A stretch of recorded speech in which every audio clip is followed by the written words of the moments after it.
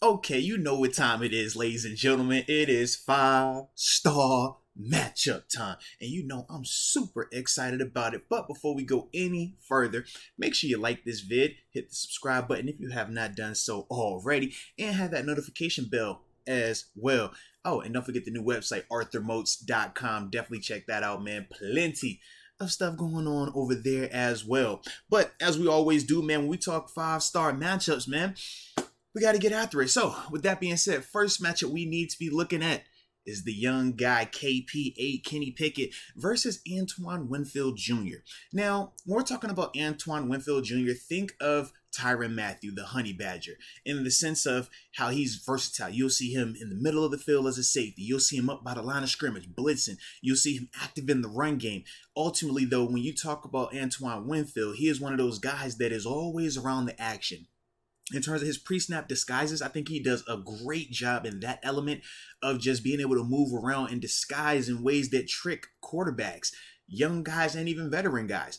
And he's a guy that is actually productive in the sense of creating turnovers as well. So when you're talking about Antoine, man, he's definitely a guy that jumps off the screen to me on their defense. But Kenny Pickett, aka Mr. KP8, to me, man, I think he's grooming just fine. You talk about this last game that he had against the Bills. Obviously, we didn't get the points we wanted, but it was a lot of things that he, in particular, did really well, man, in terms of just his development, his progression, his just being more comfortable in the offense, and just ultimately cutting down on some of the mistakes and stuff like that from a read perspective. So this is one of those ones where I still anticipate Kenny continuing to take that next step in his growth. And I do anticipate him getting more opportunities to throw, because that is the best way to attack this Bucs defense, is by passing the ball. But this is the one for Kenny where he has to just be really cognizant of where Antoine Winfield Jr. is, and to make sure that he does not allow him to trick him into something and to ultimately create a splash play for that Buccaneers defense. But that's the first matchup we need to be looking out for, baby. Now, the second matchup, you know I'm excited about this one, man. Myles Jack. Man, I sound like I'm going off of the film session. We just did the film session on KP8. Now I'm over here talking about Myles Jack. Make sure you check out both of those as well. But Myles Jack versus Leonard Fournette. Now, we know who Leonard Fournette is. Top 10 draft pick, Pro Bowl player, extremely productive as a running back. But more so this year, and going even to last year, his productivity has really picked up largely as a receiver. And that's the element of his game this year where he continues to have major impact. This dude, in terms of some of the routes, not necessarily over the top in terms of verticals and stuff like that, but it's really intentional in Brady's mindset of getting him the ball early in the flat where he's able to catch it in space, one-on-one, and is just athlete on athlete. So he's been winning a lot of those, and that's a big part of why the Bucs offense has been able to be as productive as it has and just moving the ball consistently. But the flip side is Myles Jack, the tackling machine. Yes, that guy. When we're talking about Myles Jack, man, this dude knows how to get to the ball. Whether you're talking run game, this dude knows how to get to the ball. Whether you're talking, passes to the flat. He understands coverage. He understands leverage. He understands how to be a playmaker, and he is actually a playmaker. So, I love that dual element right there. But this is one of those ones where for Myles, man, he's going to have to be a short tackler throughout the game. You can't miss tackles against this guy right here. And I don't anticipate Myles doing that. Obviously, the former teammates going at it. But as a whole, this is good on good right here. But I do feel like Myles should win this matchup when we're talking about the run game. Anytime you're looking at Leonard Fournette and this Bucs offense trying to run the ball, it has not been good outside of, I think, the Cowboys game was the only one where they had a lot of success running the ball. Leonard's success, though, predominantly is coming through the air. And that's where Myles is really going to have to, make his hay, man, and make those tackles in the open field, man. Make sure that he does not allow Leonard Fournette to be an impact player this week. But I'm excited about that matchup, baby. Now for this third matchup, you thought I wasn't going to talk pass rushes? Huh? You thought I wasn't going to talk tackles? You know me, baby. And you got to win up front. And you got to protect the quarterback. And more importantly, we got to protect our young quarterback, Kenny Pickett, man. So when we're talking Dan Moore and Chuks Okorafor, yeah, I'm looking at them versus the tandem of Shaq Barrett and Joe Tryon Shoyinka. I think that's how you say his last name. Now, with Joe and with Shaq, those two dudes are really good and really different in their own right. When I think of Shaq, obviously Shaq has had the crazy sack numbers, right? A 20 sack season, a 15 sack season. but he's more so of that cerebral rusher that understands how to win with his effort, understand how to use his moves, and just chain rush, right? Put things together. But when you look at Joe on the other side, Joe necessarily doesn't have the same type of numbers that Shaq Barrett has. But to me, Joe is the better athlete, the more gifted pass rusher in this sense. I always compare those two dudes in particular to when you're talking Cam Hayward and Stephon Tuitt, right? Cam, we know the productivity was always going to be there, veteran, big dude, like we know what we get with him, right? But Tuitt was like just this freaky athlete where it's like, man, if you can get to where he is mentally and consistently with your athletic ability, you could be through the roof. And when I look at these two guys in terms of Joe and Shaq, it's really similar to me in that vein.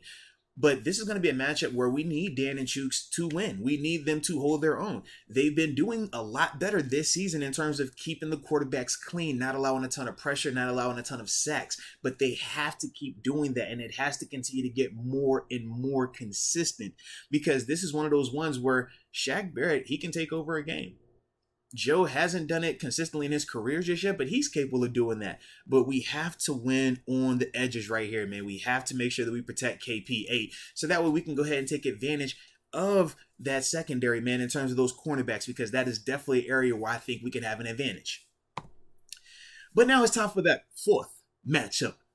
And you know I'm loving this one. I got to talk about the captain, the big dog up front, Mr. Cam Hayward versus the young guard, second round draft pick, Luke Goedeke. Now, Luke's a good player. Don't get it twisted, man. Like I said, high pedigree second round draft pick, and he's playing well for this dude, for the Bucs. But he is a rookie. He is a young player. And you know how I feel about rookies when they are lined up against Cam Hayward. I feel like these are matchups where Cam has to win. Now, is he leaking a little bit of oil in terms of Cam? Sure. Is this D-line for the Steelers a little banged up? Sure. But whenever Cam does get the opportunities for one-on-ones, and we will see based on, Larry Ogunjobi's availability, right, and what that may look like. But we'll see how many true one-on-ones Cam gets. But however many they are, whenever they're there for you, Cam has to win these. Cam has to dominate Luke, because the thing with Brady is this, man. Outside pass rushers, yes, you can get to Brady, you can affect him, but Brady is super uncomfortable when the pressure is coming from the inside, when you're talking about A gap, B gaps. And that is where Cam has to dominate. Cam has shown that he's more than capable of doing that. And at times this year, he has shown that he can still do it at a high level. But we got to take that to another level in a sense, just because some of the injuries that the Steelers have from the back end.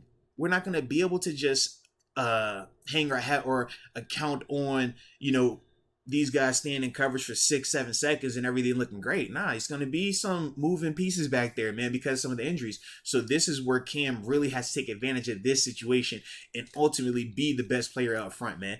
And we know he's capable of it. So what up, Big Cam? Let's go.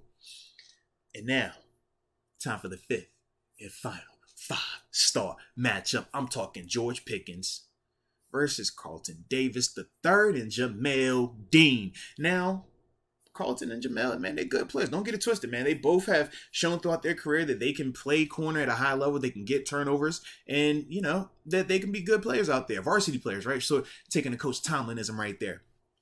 But when you're talking Georgia Pickens, man, and for those of you that did watch the film session, you know exactly what I'm talking about with this guy. There isn't a coverage for him, man.